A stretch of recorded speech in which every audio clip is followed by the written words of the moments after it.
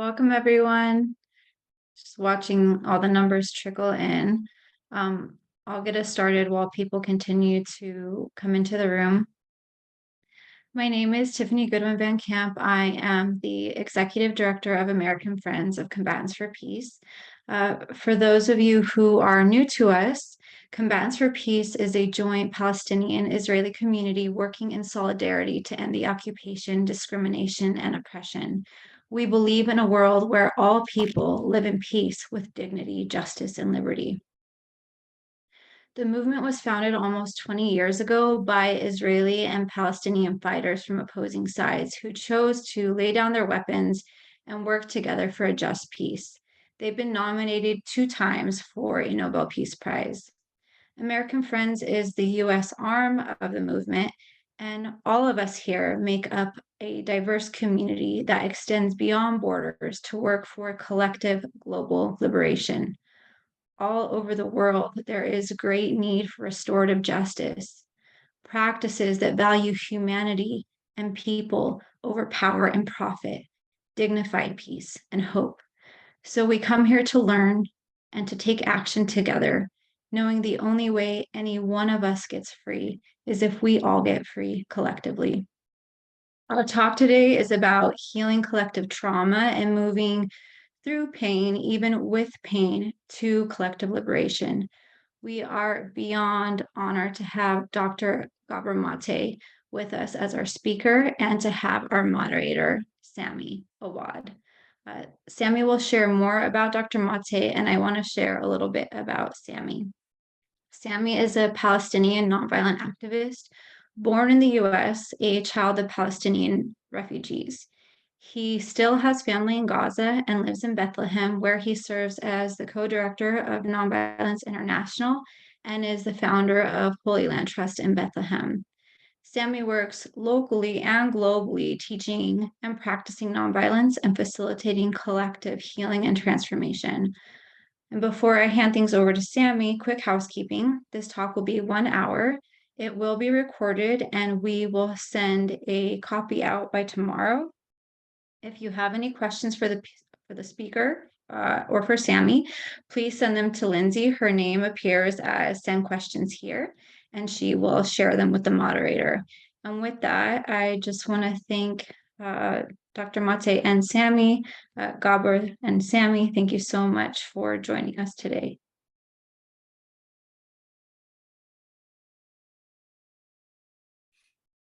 Yes, thank you. Thank you, Tiffany. Thank you, everybody, for joining us tonight. Thank you for the great interest in this conversation.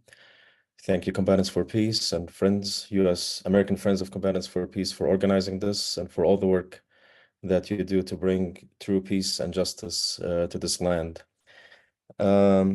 Yes, and I will start by first thanking Gabor Maté for joining us and give a little introduction before we dive into the conversation with him. So Gabor Maté, he's a retired physician, and many of you know him. Many of you have read his books. He is very well known around the world. He was a physician. He's a retired physician who, after 20 years of family practice, worked for over a decade in Vancouver's downtown East Side with patients challenged by drug addiction and mental illness. He's a best-selling author of 5 books published in nearly 40 languages, including the award-winning In the Realm of Hungry Ghosts, Close Encounters with Addiction. Gabor is an internationally renowned speaker, highly sought after for his expertise on addiction, trauma, childhood development, and the relationship of stress and illness. For his groundbreaking medical work and writing, he has been awarded the Order of Canada, which is Canada's highest civilian distinction, and the Civic Merit Award from his hometown, Vancouver. His most recent book, The Myth of Normal, Trauma, Illness, and Healing in a Toxic Culture, is a New York Times and international bestseller.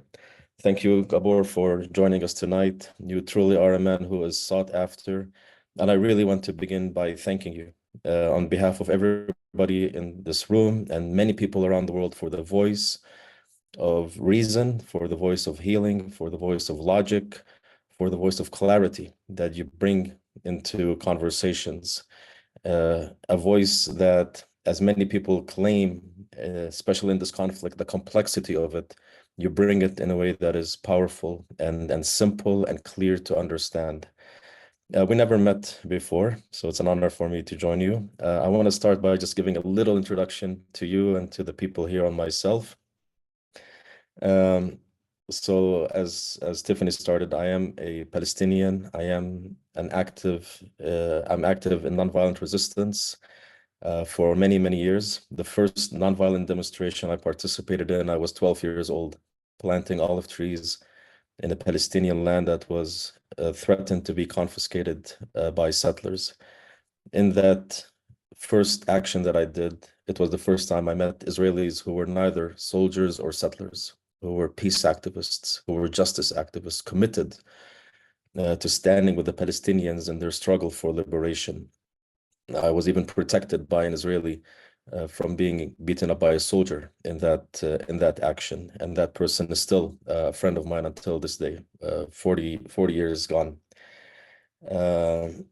As I grew in the work of nonviolence, I was very much influenced by an uncle of mine, Mubarak Awad, who was in '88 arrested and deported by the Israeli government for his work in nonviolent resistance. And that arrest and deportation in the first Intifada truly made me commit my life to asking the question, why does a country so powerful like Israel see in a single person, in a nonviolent activist, a threat to such a level that they would reject American calls, reject international calls, and still deport him, never allowing him to return and live in his home country until this day. He's still not allowed to return here. And this led to me at some point starting the organization Whole Land Trust, which initially was founded on the principles of nonviolent resistance and activism. But about, I would say, 20 years ago, I was invited to a retreat called the Bearing Witness Retreat, a retreat that happens in the death camps of Auschwitz and Birkenau. In that retreat, I began to understand that this conflict is not just about finding a political solution between two nations that are fighting over a piece of land, that there is a history that we bring into this conflict. There is trauma, there is pain, there is fear that we bring into this conflict. Understanding that both nations are motivated by past experiences of trauma that continue to lead their decisions even until this day. And I think we all realize how October 7th triggered fully that emotional conversation of even being used by Israeli leaders, comparing October 7th to the Holocaust, comparing October 7th to 9/11, bringing more fear into the nation of Israel and to Israelis and to Jews around the world on what happened October 7th. So for me, a big movement happened where I began to research and to engage in how do we address collective trauma? How do we heal? How can we make peace between nations that are traumatized? How do you make peace between two people that are both living fully their trauma or PTSD or the effects of trauma on their life? And that has been a journey for me for many years, understanding this. And this is why for me it's an honor to be with you, Gabor, tonight, to really have this conversation and hopefully have an effect on the people that are listening, and more important, have a global effect on, first of all, stopping the genocide that's happening, seeking justice for what has happened, but also moving forward in bringing real peace and justice to this land for all the peoples here. So I would like to start this conversation by also asking you, how did you get from being a doctor, from being in Vancouver, for the work that you've been doing, to engaging in this political work, to engaging in this work between Palestinians and Israelis, and becoming a voice that speaks truth when it comes to what's happening in this land. If you could give us a brief how your life shifted into this space. Thank you, Sami. But what you described as a shift, there was no shift at all. I mean, what's the intention of being a physician is to bring healing to the world. And to bring healing to the world, first of all, you have to care about the fact that people are suffering. It has to bother you on some level. Mm. You have to want to alleviate it or to look at its sources. And that's the second part, is that to understand suffering, or at least to alleviate suffering, you have to understand the sources of it. And so there's no distinction between my physician role and my interest in the larger social political questions, because they both have to do with human suffering, for which one has to do a rigorous investigation as to the causes of it. So it wasn't a shift. It's the same dynamic, and it's the same commitment. That doesn't make me right. I'm just saying that both my medical work and my political engagement comes from the same desire to make a difference. So it wasn't a shift from one to the other. It's different expressions of the same dynamic. Mm. You have mentioned before that you grew up in a very Zionist background. Can you No, I share a didn't. little bit? Okay, You well, did not? not exactly. I didn't grow up in a Zionist background. I became a Zionist as a teenager, Yeah. which was very much a source of meaning and belonging and validation and purpose and idealism for me. And it was also seemed like the perfect antidote to what my family and myself as an infant had endured in the Second World War, and to the trauma of Jewish history that Sami, you referred to as well. So it seemed like the perfect antidote, the perfect answer. So I didn't grow up in a Zionist milieu where I was sort of inculcated with that ideology. I came to it by choice. I came to it by enthusiasm. I came to it as a way of redemption.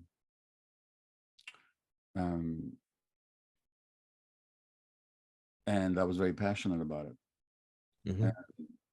I could still now, in my sleep, recite the whole Zionist credo and the political and historical interpretations that support it. Then later on, some years later, I happened to find out that it wasn't exactly like that.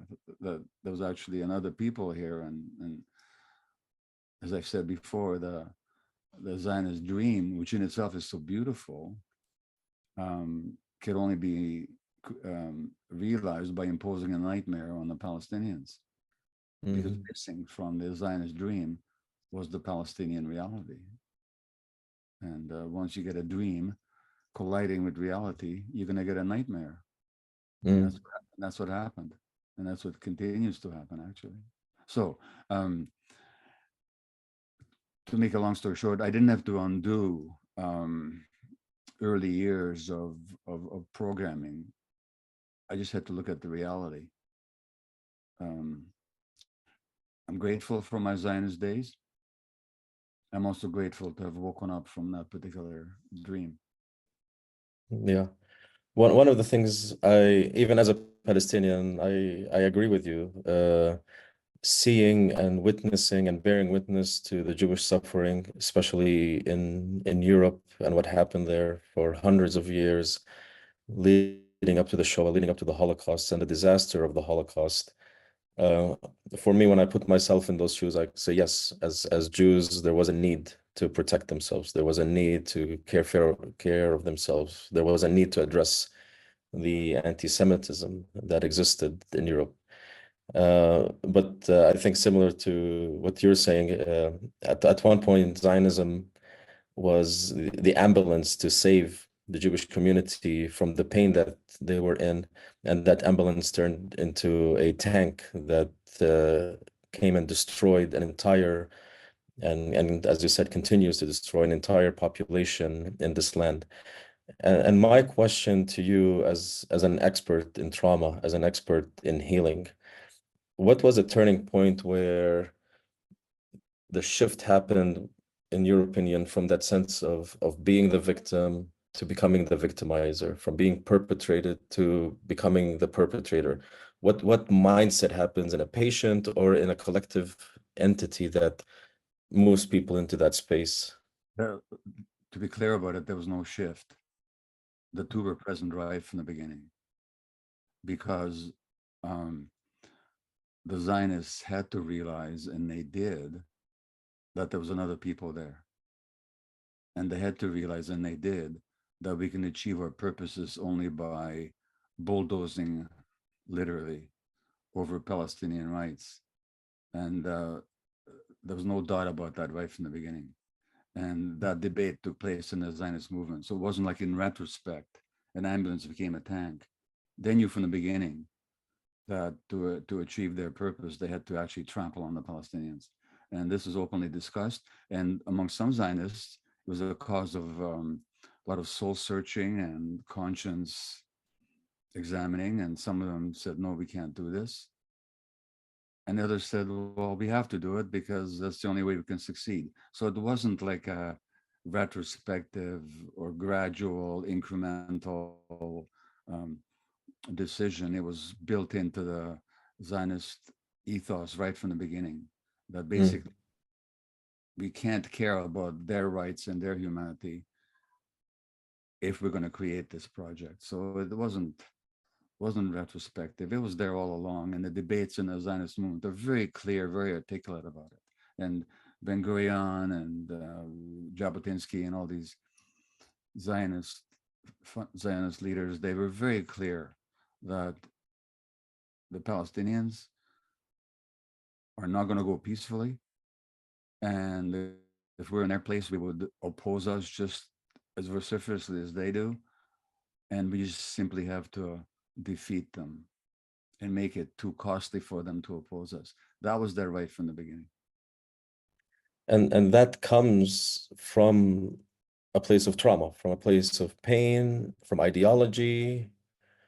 Yeah, I just want to tap into the sure. It came from a place of trauma, for sure. And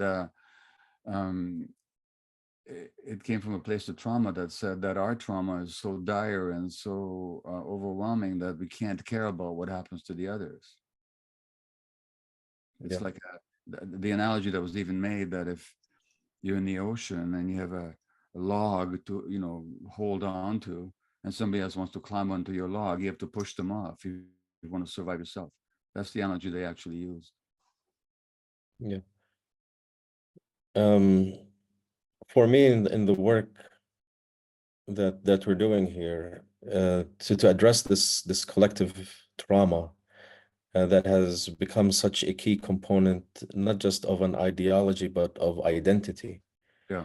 What I've realized over the years, and this has been one of the most difficult things to engage in, is as if trauma is not something that is experienced that you could also distinct yourself from and say, yes, this is an experience that I had, but this is who I am.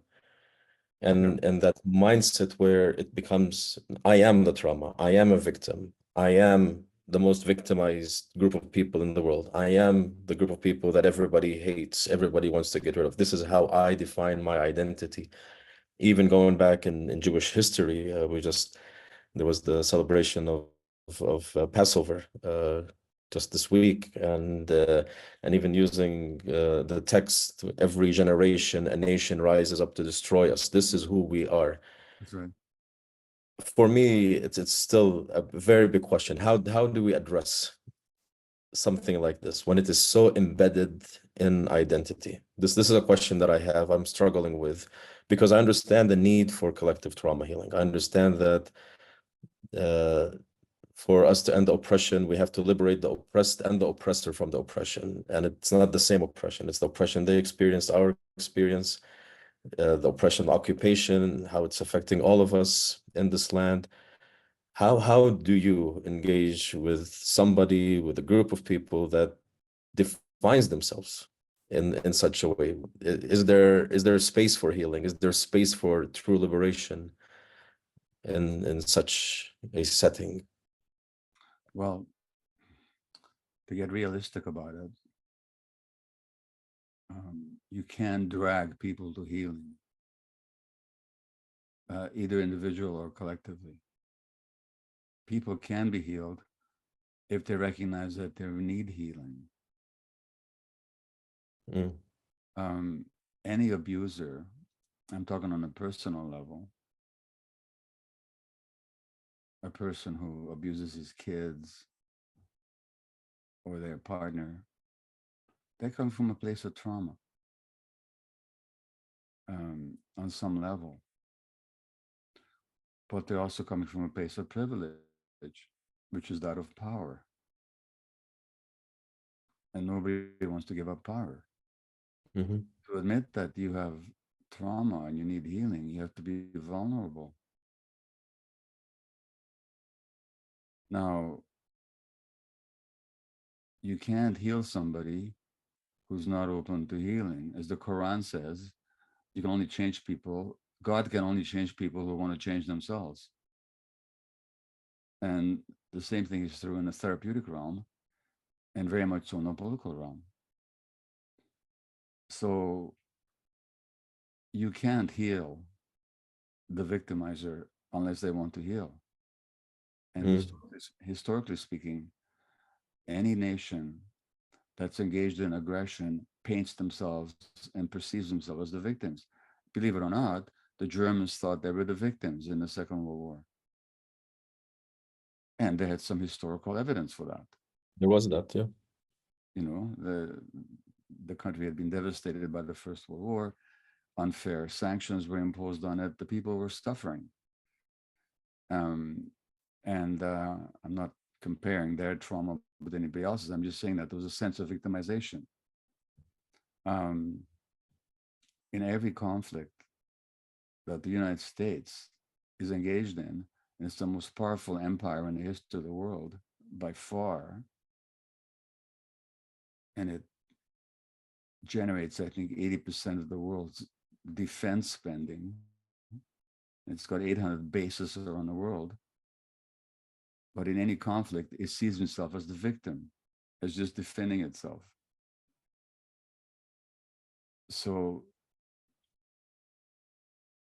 as long as people have both power and an agenda to further that power, coupled with a sense of victimization,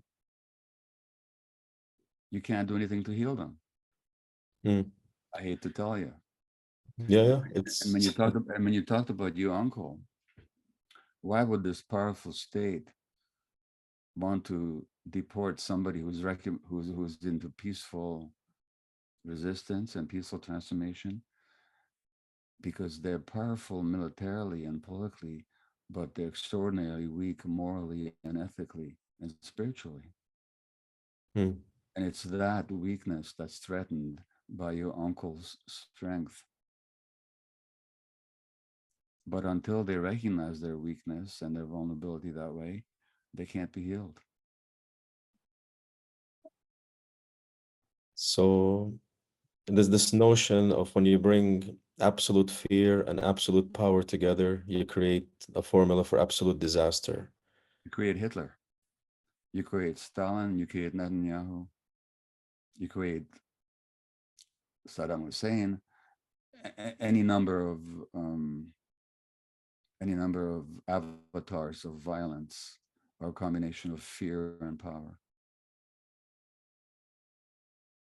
So then that takes us to the question of what needs to be done. What can be done in such a context where there is the fear, there is the continuous manipulation, the use and the abuse of the fear. Yeah. There is this deep understanding that fear is a tool of motivation. Fear is a tool of collecting people around.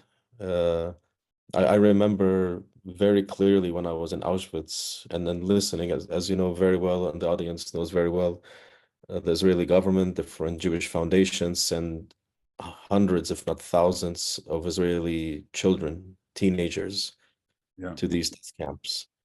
And at first, when I was there, I was like, yeah, it's good to know their history. But what I heard many, and not all, but many Israeli teachers tell these children is this is not our history. This is who we are. This is our present. This is our future. Yeah. Uh, and even to the point where some were saying, and I had a person who speaks Hebrew, so I could understand, but I was hearing one teacher say Palestinim, Palestinim. And I asked her, what is he saying? And she's like, if the Palestinians have an opportunity, they'll do to you what the Nazis did to your ancestors. So fear is deeply implanted. As you said, fear is the thing now that gathers. It's not about Jewish survival or Jewish maintenance or celebrating Judaism globally. It is the state, it is the place. Everybody hates us. This is where we belong. How do we begin to address this? What needs to happen? I will say, as a Jew, what needs to happen within the Jewish community to begin to address this? Because even you get attacked when you begin to speak something like this. Not even I, especially I. And I don't mean that personally. I mean that any Jew who speaks up publicly is by definition a capo, in other words, a Nazi collaborator, a self-hater, a traitor, a betrayer, and all this. And from that, we have to understand Zionism, and it's increasingly functions like a cult. It has a certain set of paranoid beliefs. It wants to maintain power and rigid control over its members.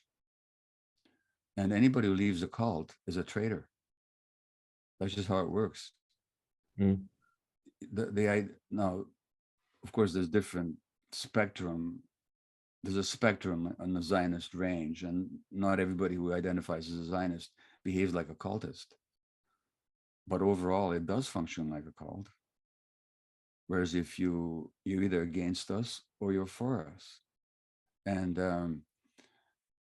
the idea that there should be Jews of conscience, Israelis of conscience, who speak up against the horrors of the occupation, never mind even Gaza, never mind even the slaughter that's going on, has been going on for the last 6 months, just the daily reality of the occupation, the brutality of it, the unfairness of it. Anybody who speaks out about that, they can't acknowledge that here there might be some Jews with different opinions. Let's engage. These people are beyond the pale. So when you say even I, it's not even I, it's especially. The venom is especially reserved for people who are Jews, but who put themselves outside that framework. Now, that kind of response is proportionate to the fear that they have. And the fear that they have is not of Palestinians. It's Say more. actually of what's happening in the Jewish world. And what's happening in the Jewish world, as generations grow up, no longer completely under the spell of the horror of the Holocaust. If you look at younger generations of Jews, they are divesting from the ideological commitment to the Zionist project. And that's what they're so afraid about. They know that they're losing the plot. You know, they keep talking about how we didn't educate the youth well enough. No, that's not it. What it is that youth are no longer buying into that. What we need to remember is that Zionism is not either universal nor eternal. It's a particular movement started in Europe at a particular point in history. It's got all kinds of reasons why it came into being and why it succeeded so far in its limited project. But for the most part, most Jews were never Zionists, and there's only been a limited few decades that they have been. And that's temporary. And they know that. You see the Jewish students on campuses right now. Exactly. Yeah. God and my name. So that's what makes them so afraid. And that's what makes it so essential for them to attack and invalidate Jews who are not willing to stay on that doomed ship anymore, ideologically speaking. And then this is something that you see growing more and more within the upcoming generation. Well, if you look at the polls in the United States, anywhere, that's the case. If you look at the campus protests, there's a lot of Jews. If you look at a whole lot of Jews speaking out on YouTube, you can find them. The mainstream media doesn't give them much platform, but thanks to the social media, there's a lot of them, increasing number. And certainly in the protests at the US campuses, there's a significantly large minority of Jews who are taking part. That's a shift. And that's what terrifies the Zionist ideologues so much. It's not the Palestinians. Yeah. It's what's happening within the Jewish world. I want to shift a little bit of the conversation and talk about also what's happening on the ground here in Palestine, what's happening in Gaza, Yeah. and seeing the tremendous amount of death, destruction, pain that is happening, and to hear also your voice in terms of what can be done. We know that this is not we're not in the place of post-trauma. We are in the trauma. We are in the pain. We are in the occupation. We are in the continuation of land confiscation in the West Bank, mass arrests that are happening. I know many nonviolent activists who have been arrested by the Israeli military recently. Many of them have come out completely devastated, destroyed mentally, physically, by what they experienced in prison. This fear and this pain that exists within the Palestinian community at this point, to try in a way to destroy the resolve of the Palestinians to seek liberation. As we were talking, from pain to liberation, as the title of this. What is your view? What is that you see that needs to happen globally, within the global movement, and also locally, to address? It would be arrogant of me to tell the Palestinians what to do. I have no idea how I would respond to the unbearable pressure that they're under. And the occupation particularly, it fears nonviolent resistance, because nonviolent resistance totally invalidates the Zionist narrative that they just want to kill us. So they have to destroy that. Yeah. And how I would endure what Palestinians, I mean, I was in the West Bank 2 years ago right now, actually, working with women tortured in Israeli jails. Mm-hmm. It's horrendous what people undergo, and it's designed to destroy them psychically and spiritually, and to make them completely afraid and lacking agency. That's the intention.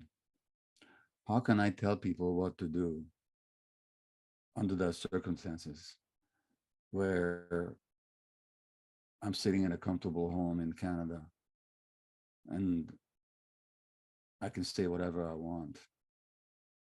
Now, if I had a job in Canada, I might be more afraid because I might be fired if I speak this way, but they can't fire me because I don't have a job.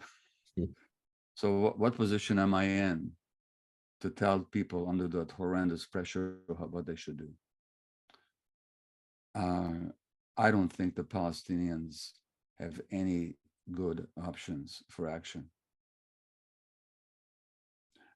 I mean, I say good options, I mean options that will not bring the full weight of oppression more heavily upon their shoulders.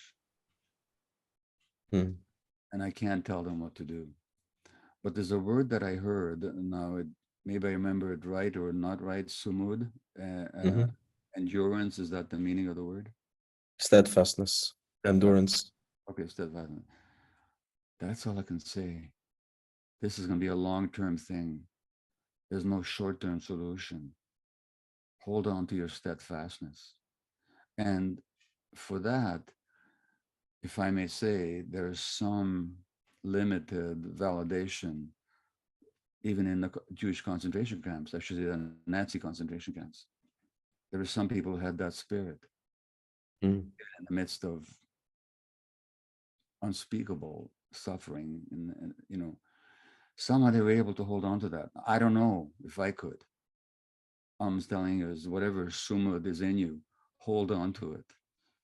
That's much more important than any particular action. Because in the short term, any action, Yeah, we know very well. you know, Resistance is not an option. It's and violent or resistance is seen as the same. Any empowerment, standing up exactly. for rights is not seen as an So, option.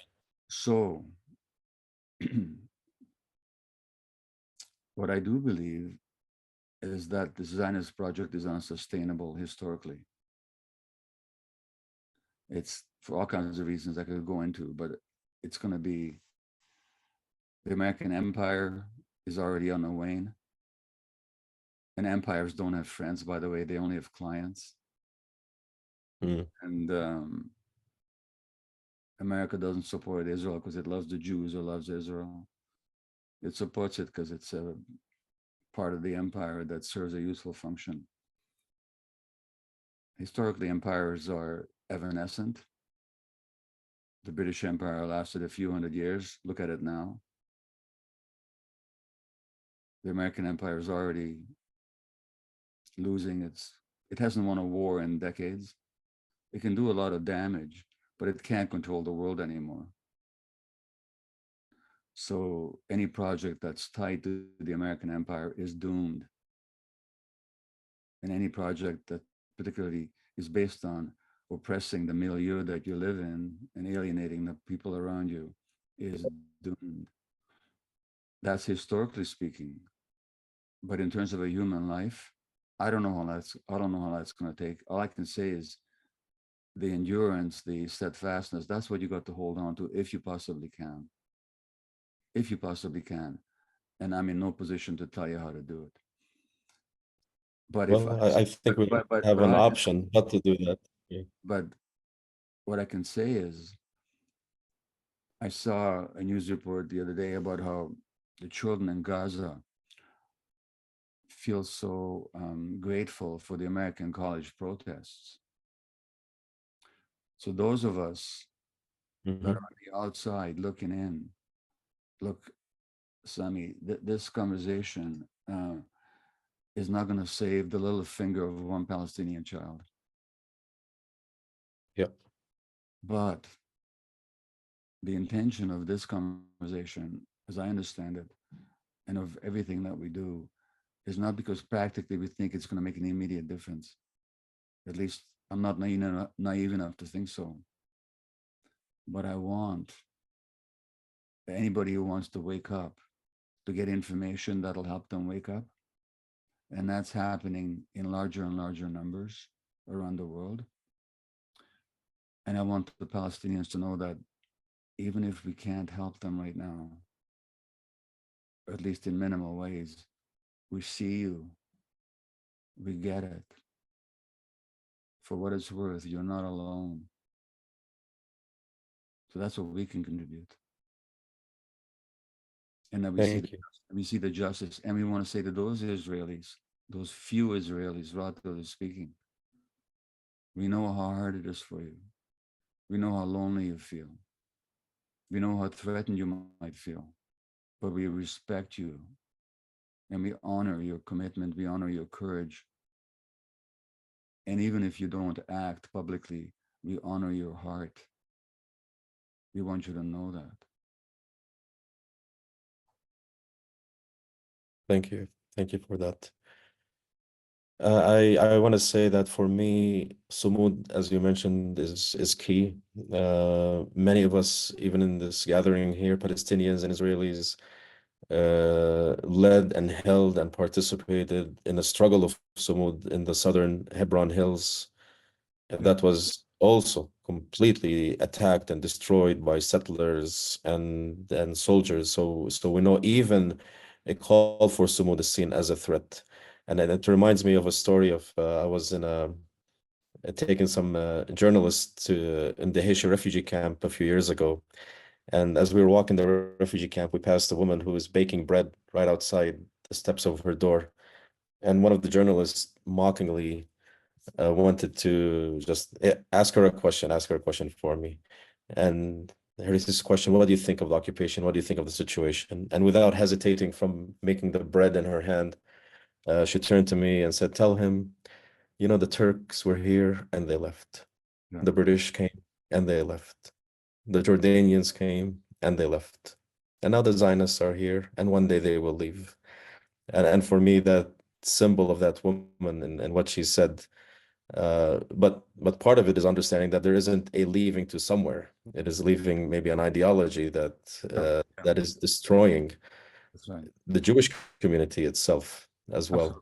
Absolutely. Absolutely. And in that sense, she's quite right. As an ideology, this is not going to last. I wonder how much time you have left with us. If we Let could me, take. well, at least to the end of the hour. Yeah. Okay. So I'll maybe just another, maybe a few minutes because we want to give also Combatants for Peace the time. This I wanted to ask you about also what's happening in the United States and this like this empire falling down, but also falling down in such a fast way now with this unconditional, unwavering, not just support for Israel, but condemnation and attacks on American citizens themselves, Jews, non-Jews, destroying even the fabric of American society, constitutional rights, First Amendment rights. I mean, for me, is that influence so big? Is AIPAC so powerful to that degree? What is Christian Zionism so strong? Although they are powerful, but that's not the reason. What do you say? There's nothing new about this. In the First World War, they jailed people who opposed the war. No freedom of speech. If you, as recently as the Vietnam War, people that opposed the war were called anti-Americans. On the campuses, they brought in police, the National Guard. Very famously, there was a massacre at Kent State University where 4 students were killed in totally peaceful anti-Vietnam protests. During the McCarthy period, people lose their jobs or were jailed or were intimidated into silence. So this is not to do with the influence of a particular interest group, powerful as they are.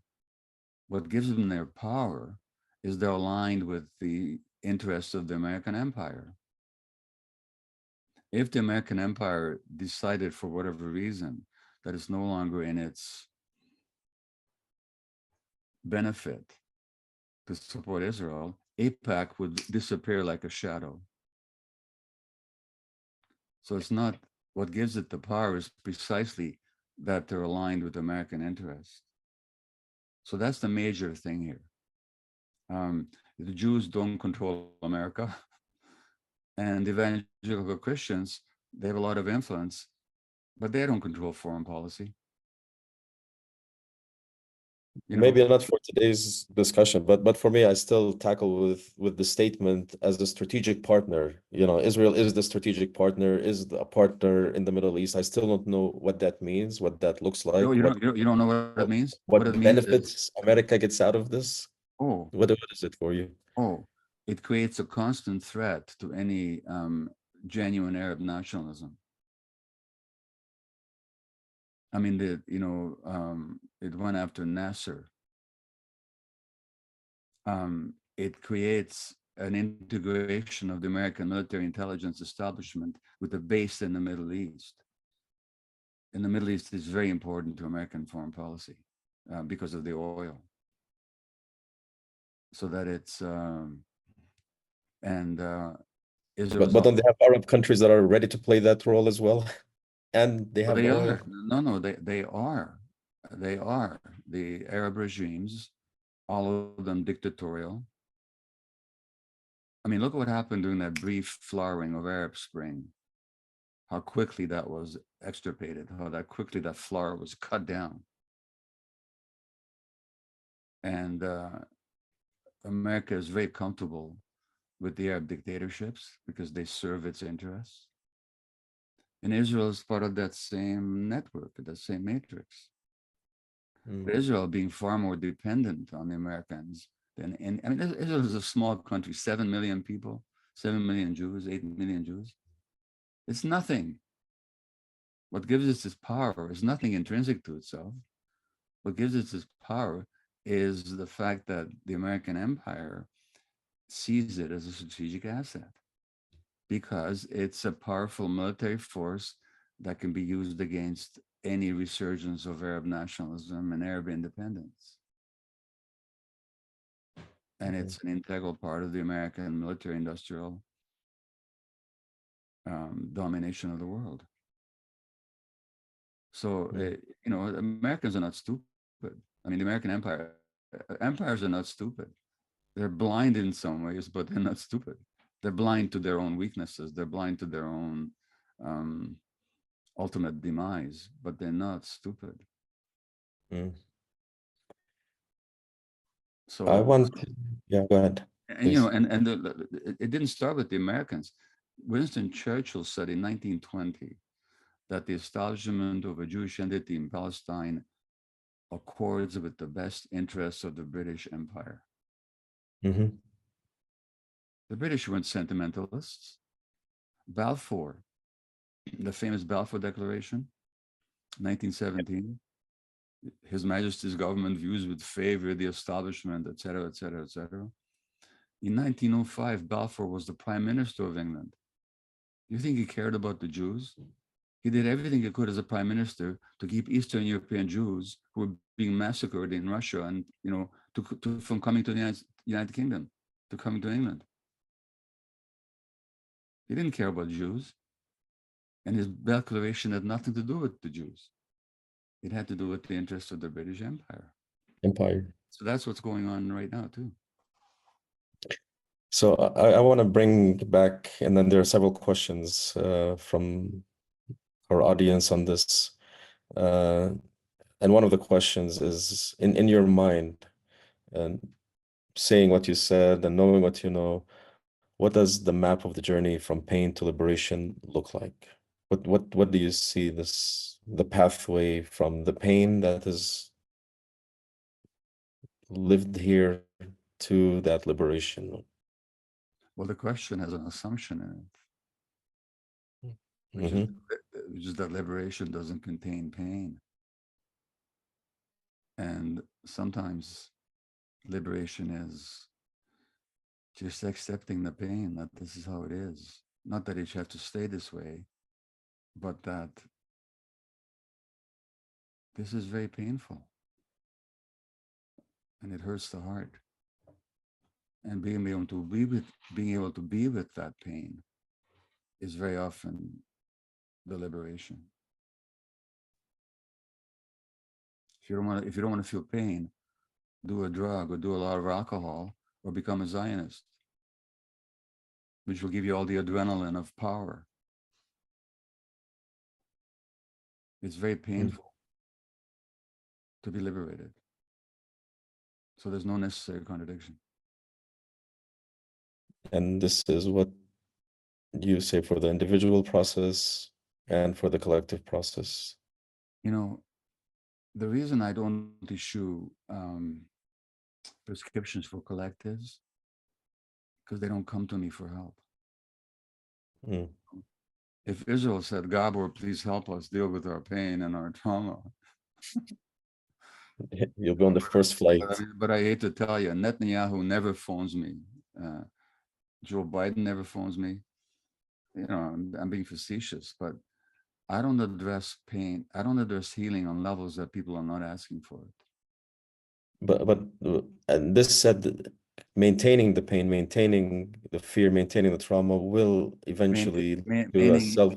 Maintaining your heart openness.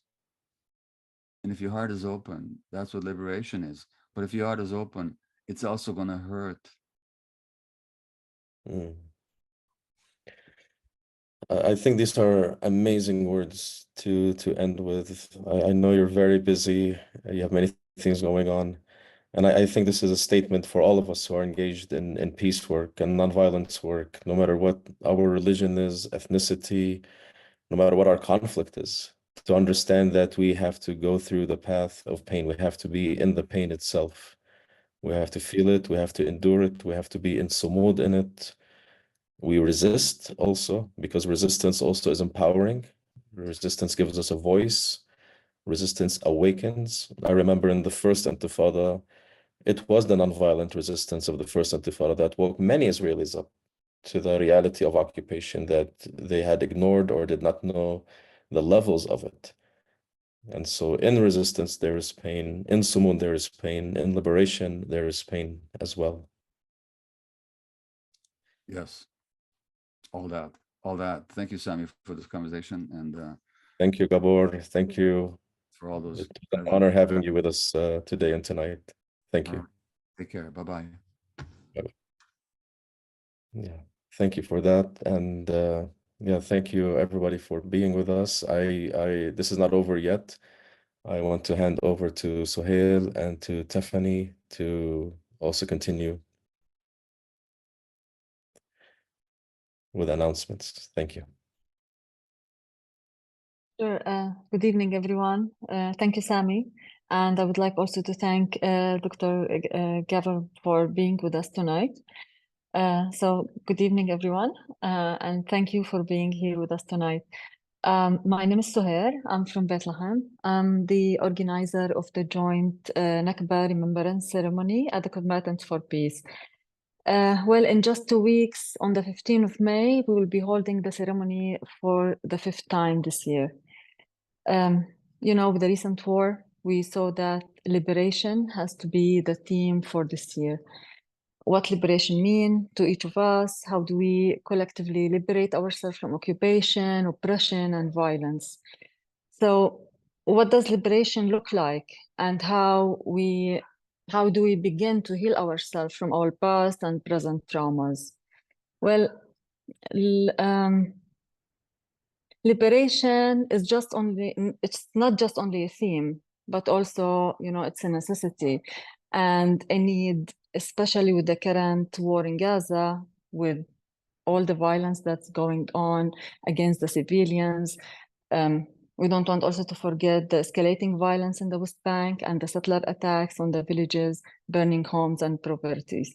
So we thought liberation has to be the theme for this year. So maybe we're taking those steps little by little to reach the liberation one day. Well, our live stream will be on the 15th of May. We encourage you to register, and you can join us from anywhere in the world.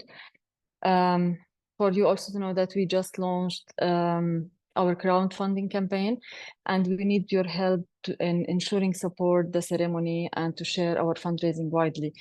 You can support by also hosting the ceremony in maybe your homes, your community, or through your organization, because as you know, everyone know that will really help widely deliver this message of peace, this message of hope to everywhere, basically.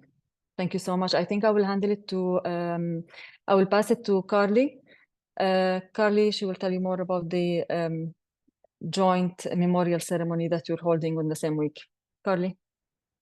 Thank you, Suhair. Hi, my name is Carly Rosenthal. I'm from Combatants for Peace in the Tel Aviv office, and I live here in Jaffa. So as Suhair mentioned, we will also be having the joint memorial ceremony in its 19th year on the 12th of May on Israeli Memorial Day. If you haven't joined this event before, I encourage you to register, to look on our website and our social media, what it's all about. In short, it's an opportunity for both Israelis and Palestinians to grieve together, to mourn the losses. Many of the speakers this year will also be bereaved Israelis and Palestinians who have lost loved ones since October 7th, and sharing those personal stories as well as musical performances, all centered around the theme of children during war. So we decided to have this theme this year, really to give the platform to honor and to share the stories of children who, as we know, are horrible victims of this ongoing war and violent situation. And it's also an opportunity to not just come together and grieve, but also offer an alternative vision, one of hope and resilience and unity and our shared humanity. So you can also join on the live stream and register to watch it anywhere online. And there are also a number of host events happening around the world, and we're going to publish those very soon, also locally in Israel, Palestine. So thank you very much. We're also having a crowdfunding campaign. We'll share the link in the chat and in the follow-up email. And we encourage you to donate if possible or share with friends and family. Yeah, thank you so much for joining. Tiffany?